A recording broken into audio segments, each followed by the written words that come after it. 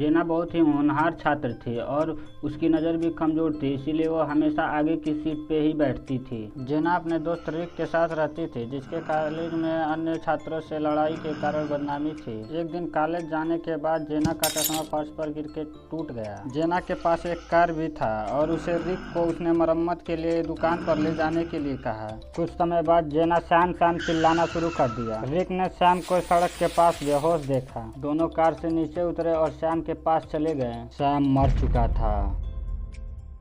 उन्होंने डिटेक्टिव मेहुल को अपराध स्थल पर बुलाया। मेहुल अपराध स्थल पर पहुंचे और 4 संदिग्धों का पहचान किया। अपराध स्थल के पास 2 और संदिग्ध थे।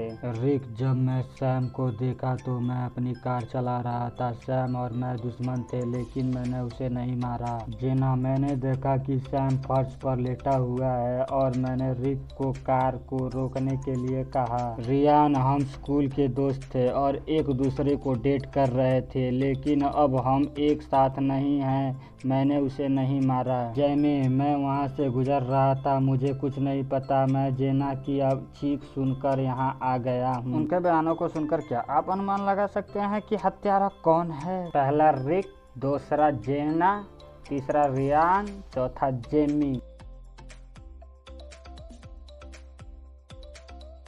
दोस्तों ध्यान से देखिए, अगर जेना का चश्मा टूटा हुआ था तो सैम के शव को दूर से कैसे पहचाना जा सकता है? वह पहले से ही जानती थी कि सैम का शव वहां पर पड़ा है। ज्यादा देर न करते हुए अब बढ़ते हैं अपने अगली पहेली की ओर। पेरिस में 2 लोगों का अपहरण कर लिया गया। पुलिस 2 महीने से मामले को हल करने में विफल रही, इसीलिए जासूस मेहुल को जाँच के लिए बुलाया गया। मेहुल ने सभी सुरागों को जोड़ा और एक ऐसे घर पर पहुंचा गया जहां दोनों अपहरण किए गए लोगों को रखा गया था। जब वह घर के अंदर प्रवेश किया तो उसे 3 लोग मिले। यह स्पष्ट था कि उसमें से एक अपहरणकर्ता है और अन्य 2 अपहरण किए गए लोग। तीनों ने अपहरण करने का दावा किया। क्या आप इन तीनों लोगों के अपहरणकर्ता की पहचान कर सकते हैं? ऑप्शन पहला या दूसरा या तीसरा?